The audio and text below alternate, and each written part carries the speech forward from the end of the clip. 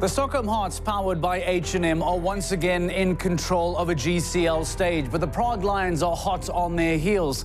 Paris Panthers are looking for redemption, while the Hamburg Giants and Berlin Eagles are looking to do as much damage control as possible. The riders are ready. We are ready. Let's head to the second stage of the GCL in Saint-Tropez.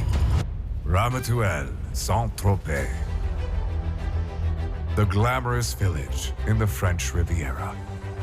A magnificent stretch of coastline where elite riders will take their best jumps. A unique show jumping spectacle on the Mediterranean seashores. Longines Global Champions Tour at Pampelune Beach from the 19th to the 21st of May. One of the most magnificent coastlines in the entire world, and that is where we find ourselves this weekend for round 5 of Global Champions League action. Welcome to GCTV. My name is Mark Lewis. It is lovely to have you on board for Super Saturday, not just for the second round of the Global Champions League, but of course, still to come later on this evening as well, the LGCT Grand Prix of Saint-Tropez as well. And that is an entirely different story, an entirely different picture that will be painted later on. For now, the attention focuses squarely on the red part of the global champions, and that is the GCL. We have a lot to try and unpack and a lot to try and work out how this evening may well unfold. Could we have new championship leaders? Could we finally see a second victory in 2022 for the Stockholm Hearts, powered by H&M? Redemption, success, all those storylines could unfold right here on GCTV. But there is no denying that whenever the riders make their way to Saint-Tropez, it understandably makes for the best social media content. The riders are human. After all, they enjoy being at venues like this. And we'll go through some of the riders' social media feeds that seem to be having a pretty good time. The Stockholm Hearts, powered by H&M, are all smiles. H&M Indiana, getting some beauty work done behind the scenes, seeming to be having a really good time as well. Let's not forget here as well, plenty of enjoyable moments behind the scenes of Michael van der Vleuten. Take a look at that for a dinner spot. Saint-Tropez doing it like absolutely no other. Marlon Bayard-Johnson putting her feet up, getting some restful time in the swimming pool as well. And here we take a look as well. Not a bad spot if you are a Longines Global Champions rider. Harry Charles seems to be having a pretty good time on the beach as well. Thumbs up all round for everyone. Jessica Springsteen, of course, making some lovely posts as well, getting ready for the big class, she says. Rather unique hairdo as well. And perhaps the breakfast of champions. Edwina Tops-Alexander showing us what was for breakfast earlier on this morning, and maybe making a wish for a good performance as well. Some of the best social media content doing the rounds from Saint-Tropez, from the riders themselves this weekend. And we look forward to seeing every single one of them back inside the ring later on this afternoon to see how it is going to play out. I have the start list in front of me. We'll take you through it a little bit later. We will be joined by Frederick de Backer a little bit later on as well, who'll be giving us his thoughts as to how it's going to play out. We'll remind you the top 3 teams that will be the last 3 to come out. Stockholm Hearts, powered by H&M on double clear, Prague Lions on double clear, and then just one behind them, a handful of teams being led by the Rome Gladiators, who find themselves on just a single fault on 4 as well. Let's take you back then to the Rome Gladiators and remind you just how they got to that point to find themselves at just 1 fence down in the opening round. Next team, Rome Gladiators. Martinez Sommer comes up with a high 5 by Glasgow. High 5 is just 10 years.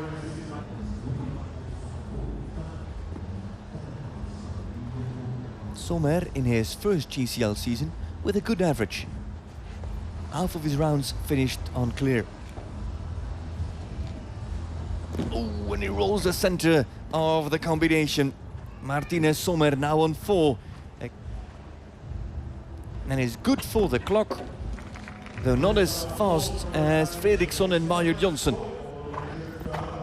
Levy, with his first appearance on GCL this season, he's a former Valkenswaard United rider, actually, 2019.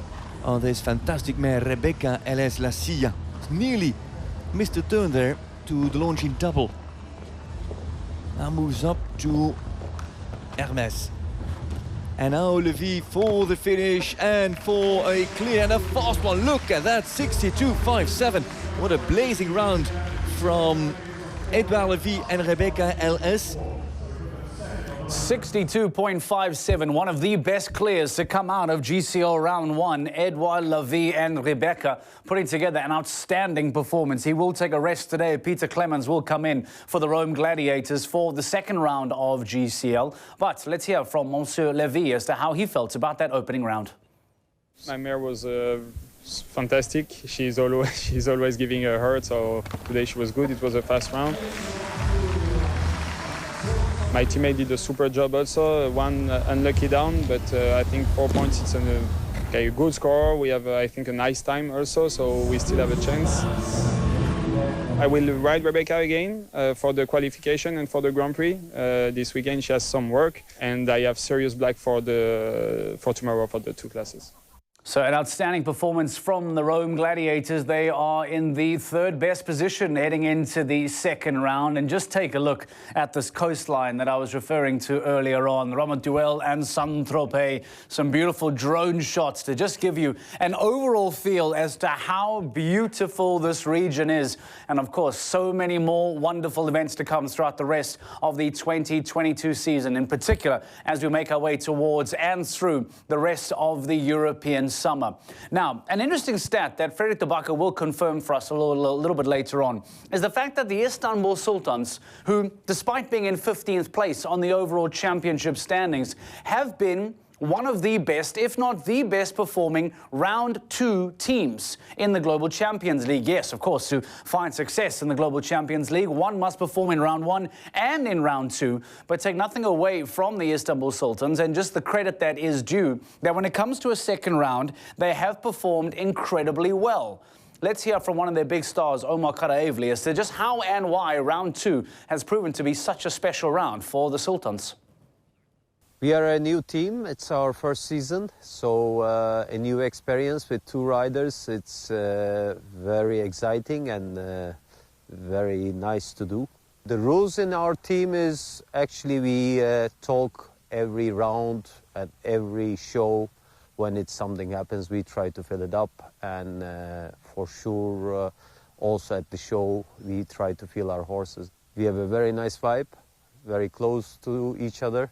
I think we are progressing really well. We would need a half a season to compensate all the rules and how we have to do. And but like last 2 rounds, we did quite well in Madrid and in Mexico. So in the second round, which we are very happy with it. Don't rush these last 3 fences. The Sultans to take the lead and to be faster, to finish faster than Valkenswaard United. Here's Karaevli. Deep stride to the last, and they manage a clear and a 4 from Saint-Tropez and Ömer Karaevli. With Istanbul Sultans, at the moment, it just doesn't roll the first round, but actually the most difficult one is the second round. It's tougher course, technical. You need to have a good rhythm to do this course in a good time, and we did really well in Madrid. I had unlucky one down, but both our times were good. And in Mexico, Sana did really well, and I did also quite well in the second round of the team. Ömer Karaevli alongside Saint-Tropez for a double clear for the Sultans, and they keep that round 1 score now also in round 2. It is 16 in the end for Istanbul Sultans, really making the best out of the situation. I think the reason is, with my horses, they need to get the routine of these accommodations and of these shows. It's a very high level, so they have to get used to a bit of the condition of the show, and that takes a day or 2 with the horses. So the Sultans will go into GCL round 2 on an overnight score of 8. It was a wonderful clear from Gerrit Nieberg, and we'll show you that in a few moments' time. And unfortunately for Omar Karaevli, 2 fences going down. But it does still mean that based on that wonderful form that we have seen in recent events in that second round, that perhaps an overnight score of 8 might move to 12, perhaps a double clear as well. Do they then come into contention on a score of 8 with so many faults around them? Maybe a big surprise coming because of a good performance from the Istanbul Sultans. Let's take you back to GCL round 1 from them and remind you as to how they got themselves into that position of the overnight score of 8. As mentioned, Gerrit Nieberg on Ben, coming out and making sure that he delivered a very impressive clear in a really good time as well, by the way, stopping the clock at 66.7 seconds, really paving the way on his 11-year-old bay and giving the Istanbul Sultans some real belief that a good performance in Saint-Tropez is possible. That was Gerrit Nieberg. Then in comes in Omar Karaevli, who unfortunately had a slightly tough day at the office on policeman because an error in the combination here, middle fence going down, was not the only fault that Karaevli put together. Instead, one fault eventually became 2 later on in the round. It took him to 8. It took the team to 8 overall, and it leaves them in 7th place as it stands now. They will be the 7th team out the gate. So, Istanbul Sultans, what can come their way later on this afternoon? Some live shots of the riders performing their course walk. The course has officially opened up, and now the riders will have the opportunity to mark their strides, measure their lengths, and make sure that they are ready for this course designed by Gregory Bordeaux. You see the weather in Saint-Tropez as well, not a cloud in the sky. I have no doubt that Frederik de Backer will be hiding in the shade.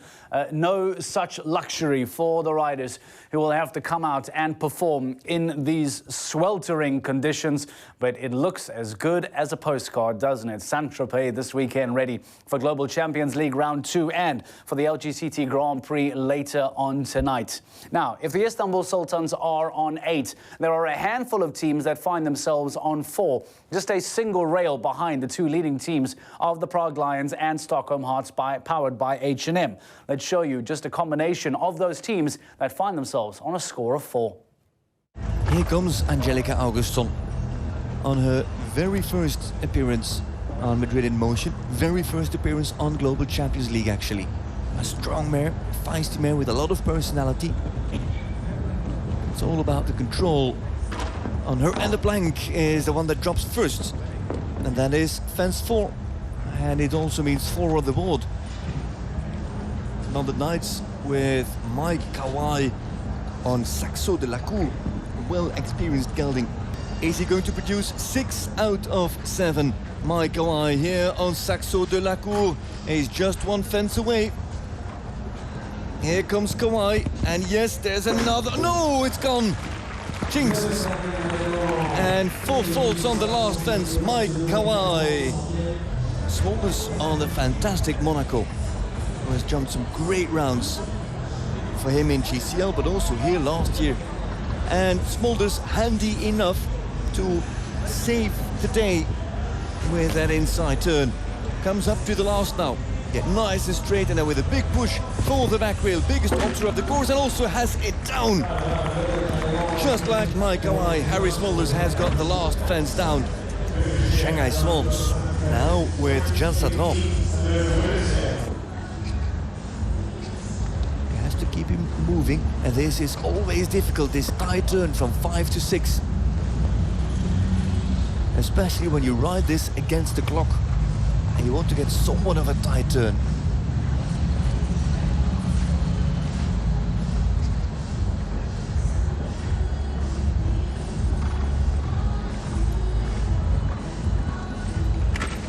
Ooh, back rail, the 4 are a little bit long. And it was the victory for United in 2nd place for Swans. Now it's just 4 faults from their first rider, Jean Sadran. A lot of very tricky areas being put together by Gregory Bordeaux in the opening round of Global Champions League. That triple combination was tricky. That final fence proved to be tricky as well. And let's remind you that those faults from those teams on 4 coming from Smulders, Sadran, Kawai and Zanotelli, the rest of their team members jumping clear. Only the faults from those riders who continue to get their course walk preparations underway. A reminder that we'll be going to the arena in a few moments' time. We'll have a conversation with Frederick de Backer and get his thoughts on what Gregory Bordeaux has put together today for the second round. Speaking of Madrid in motion, no rider change, no horse change for Madrid in motion. Once again, Michael van der Vleuten and Angelica Augustin Zanotelli will come out for the team. We caught up with Angelica in Team Talk to get her reaction to the opening round and perhaps a prediction or two for GCL round 2. She jumped it really high, and then she went down one hind leg a little bit too early. I don't really know why.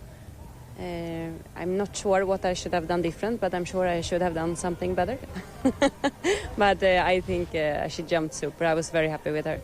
All right, we have to look at tomorrow, of course. What's going to happen with the team? Is it going to be you and Michael again? Is Eric going to come in? How is the team shaping up for tomorrow?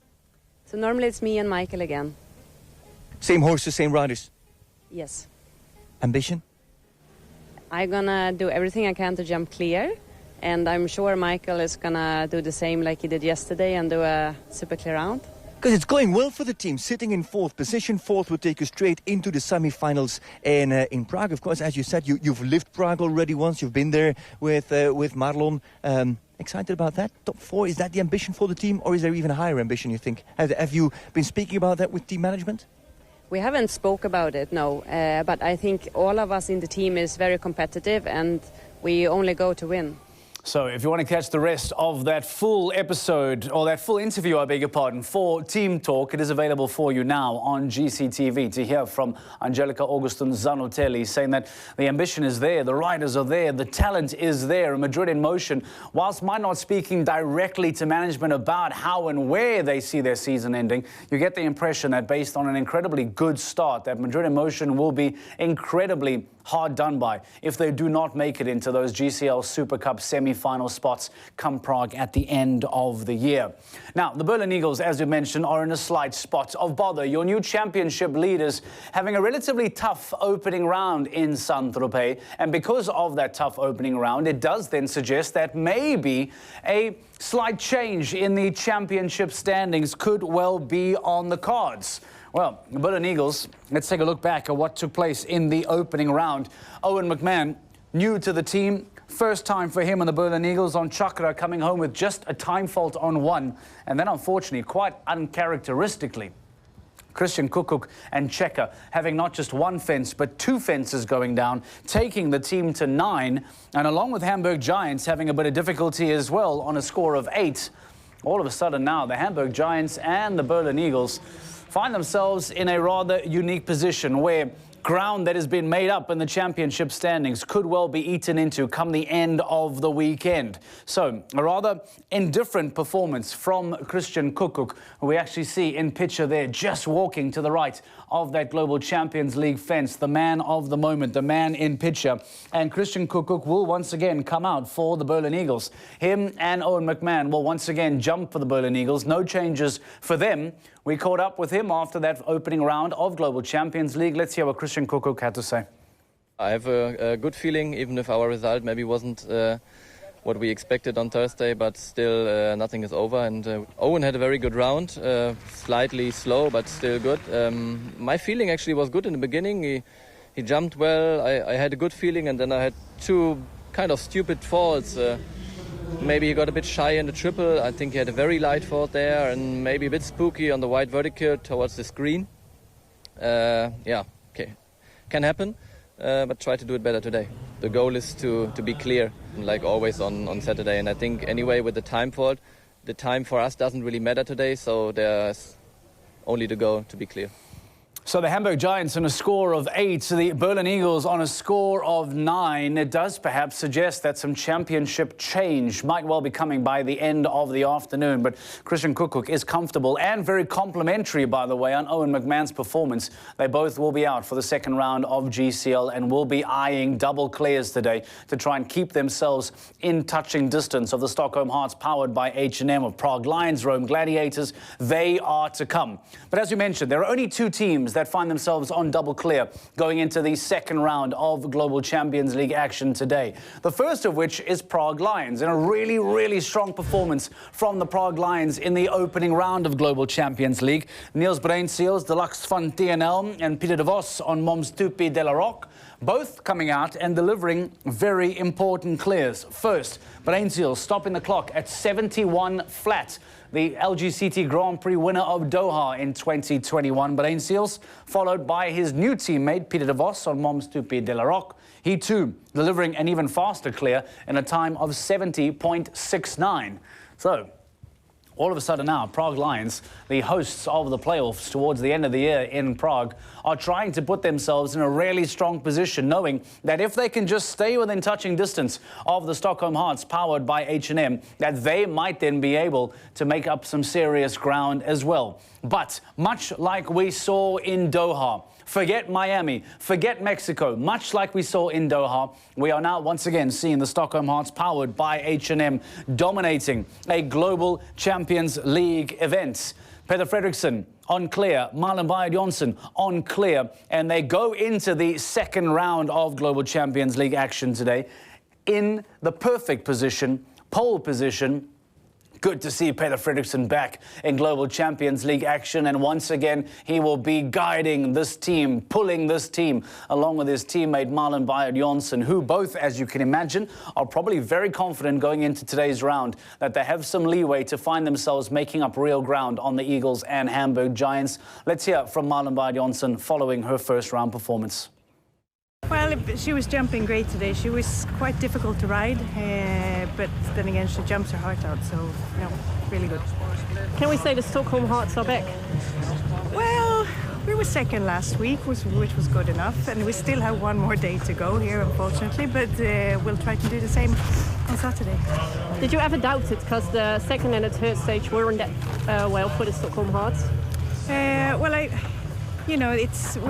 We're a great team, and we have me and Peter here today. My mare was jumping great last week, was a bit unlucky in all the rounds actually, and we first to go, but I think it doesn't matter really for neither me or Peter. We ride the way we do, the horses jump the way they do, so that was a very good start. So the standards are set so high by the Stockholm Hearts that if and when they don't go on to win GCL events, perhaps the impression is given that they have dropped the ball.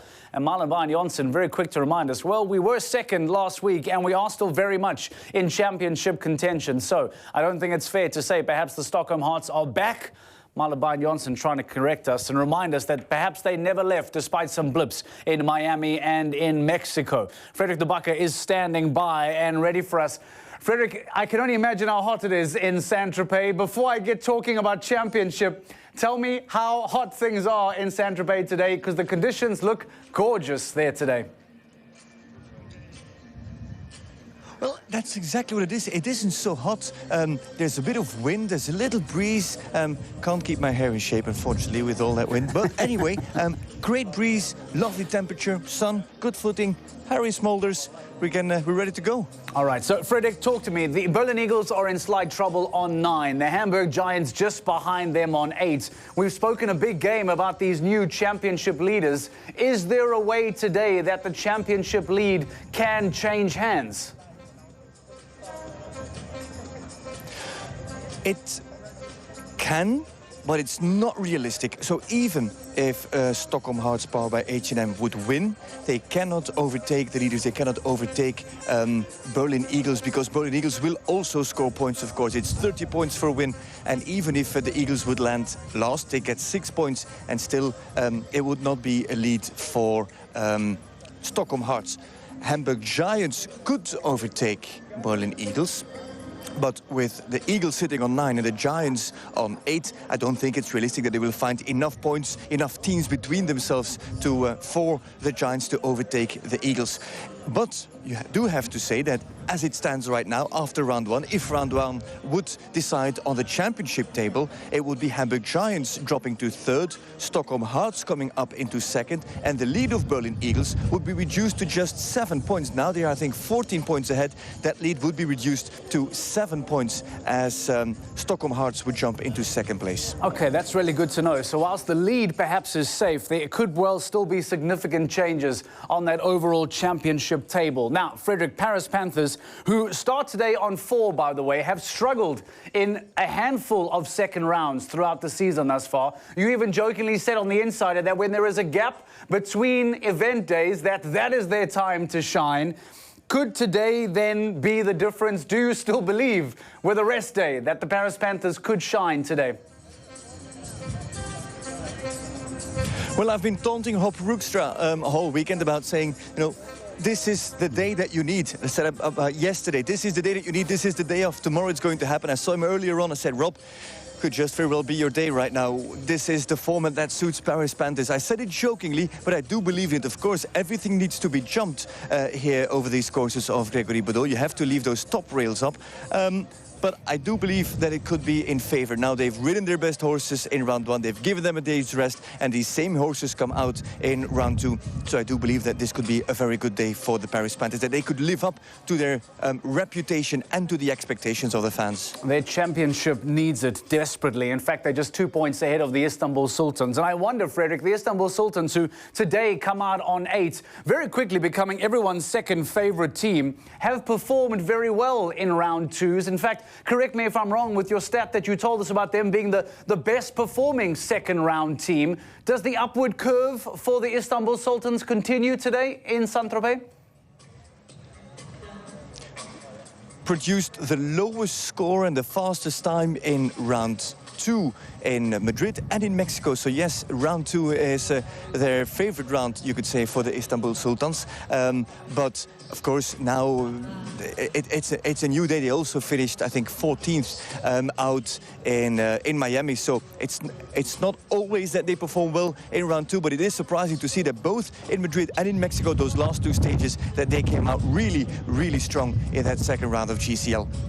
So only 1 clean sheet, if I'm not mistaken, Frederick, in GCL history in Saint-Tropez. We've been playing on these records of double clean sheets. If I recall, Miami and Mexico were similar as well. We have 2 teams today going into it on double clear. From what you've seen thus far from Gregory Baudot, is it realistic that today we could also once again set records like that to have double clears in Saint-Tropez? Is that possible?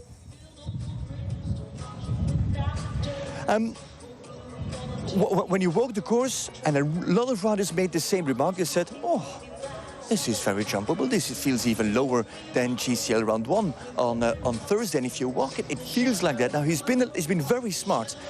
Every line that goes downhill is a little bit short.